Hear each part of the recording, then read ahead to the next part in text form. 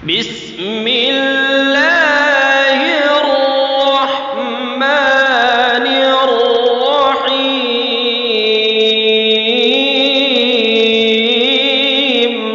الذين آتيناهم الكتاب يتلونه حق تلاوته أولئك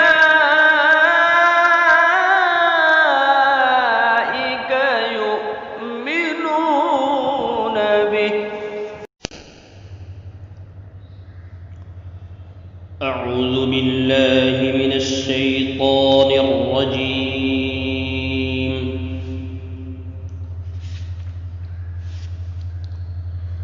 بسم الله الرحمن الرحيم.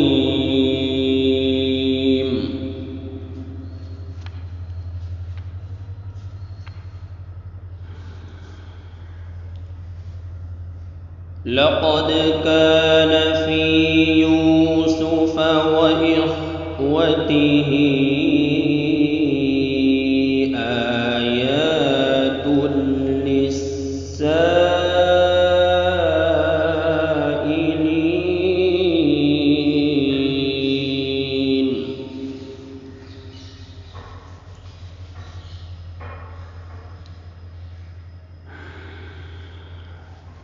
إذ قالوا ليوسف وأخوه أحب إلى أبينا منا ونحن عصبة إن أبانا لفي ضلال مبين.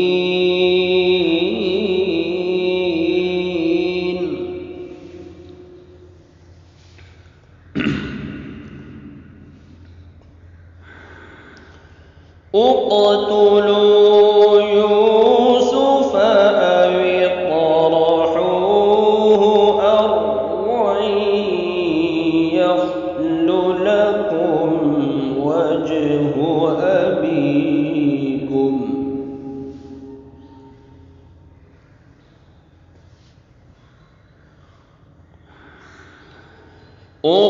اقتلوا يوسف أو اطرحوه أرضا يخل لكم وجه أبيكم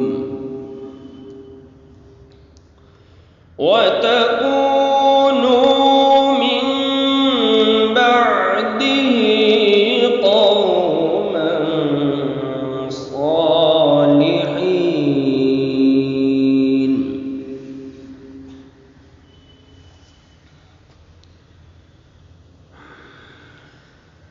قال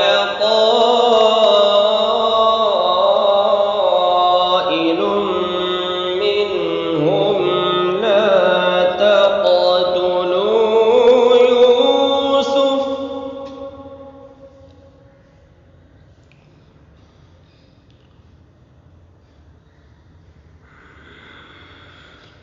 لا تقتلوا يوسف وألقوه في غيابة الجب يلتقطه بعض السيارة إن كنتم فاعلين.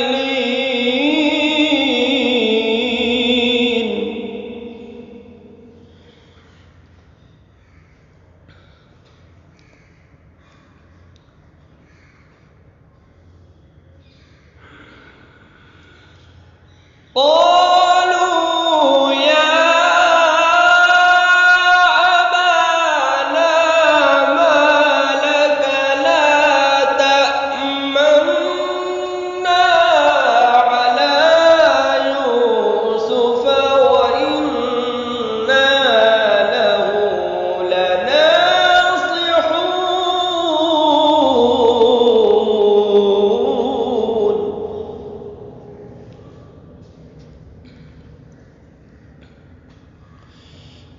فأرسله معنا غدا يرتع ويلعب وإنا له لحافظون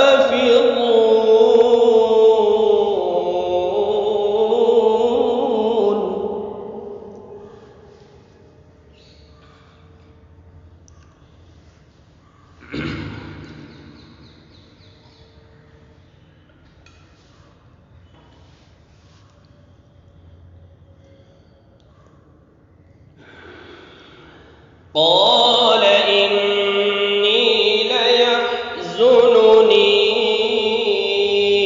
أن تذهبوا به وأخاف أن يأكله الذئب وأنتم عنه غافلون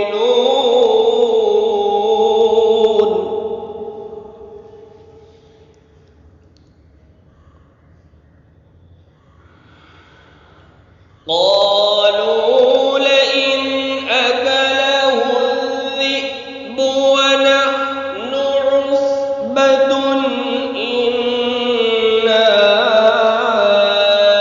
إذا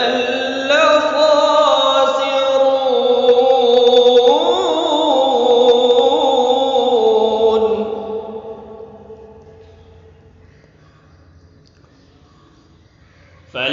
فلما ذهبوا به وأجمعوا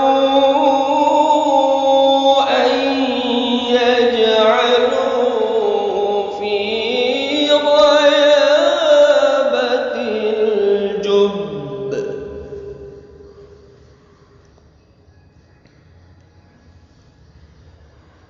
وأوحينا إليه لتنبئنهم بأمرهم هذا وهم لا يشعرون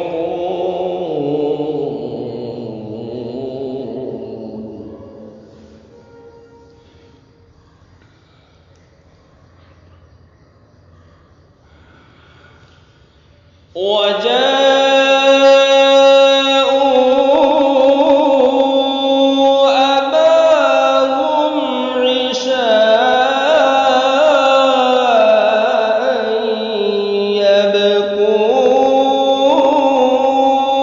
يبكون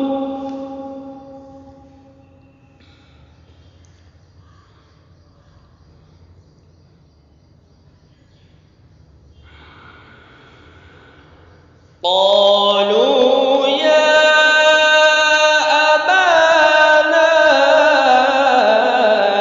إنا ذهبنا نستبق وتركنا يوسف عند متاعنا فأكله الذئب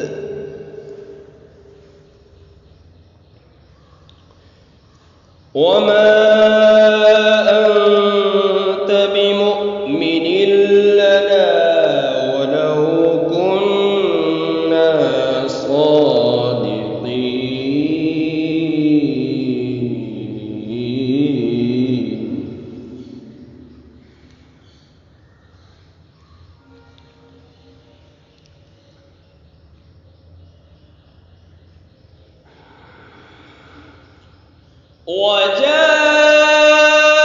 وجاءوا على قميصه بدم كذب قال بل سولت لكم أنفسكم أمرا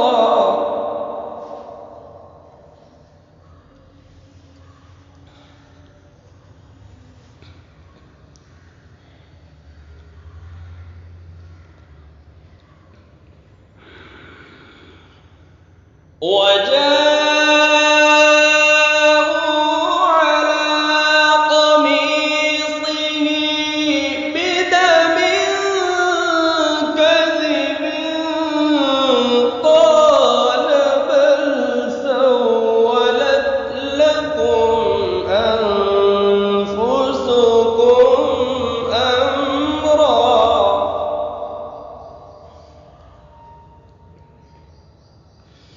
فصبر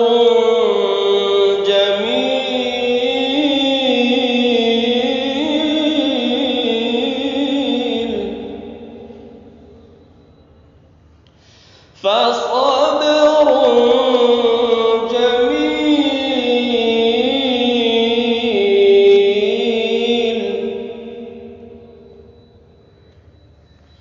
والله المستعان على ما تصفون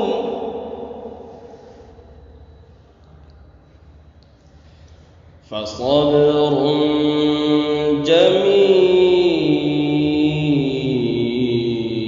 جميل والله المستعان على ما تصفون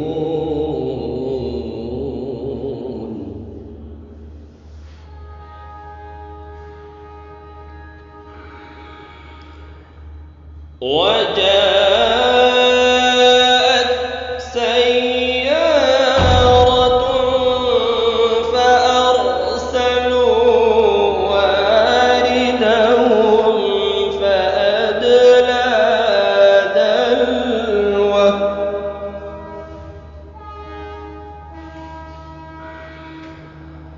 قال يا بشرى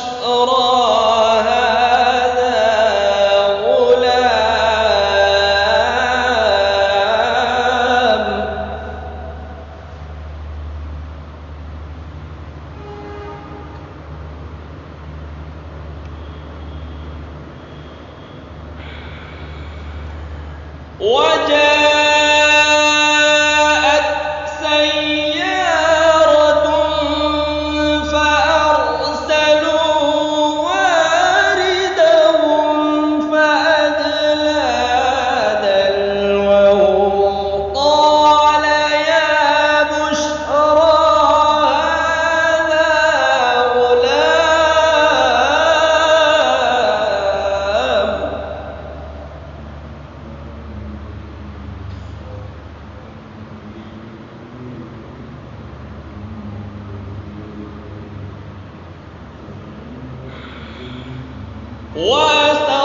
وأسروه بضاعة والله عليم بما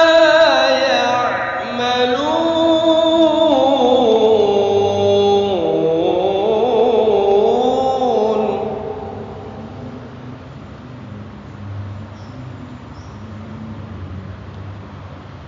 وشروا بثمن بخس دراهم معدودة وكانوا فيه من الزاهدين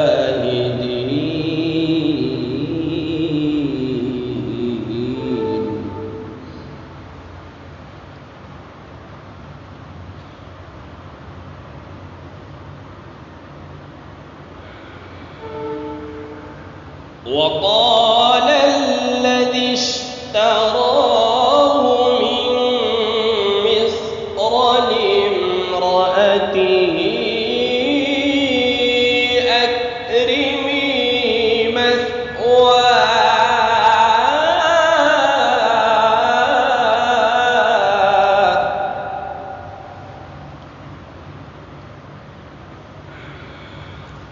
أكرمي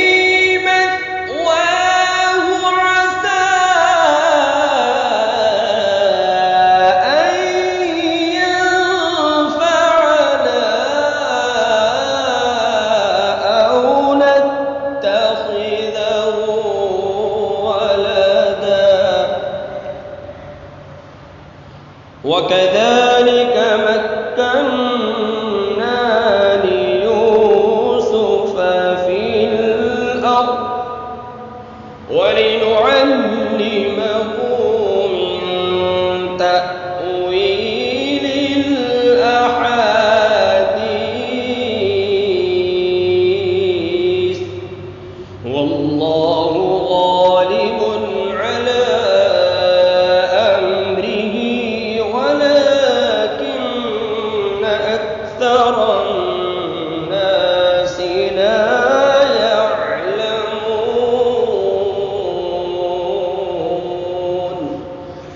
صدق الله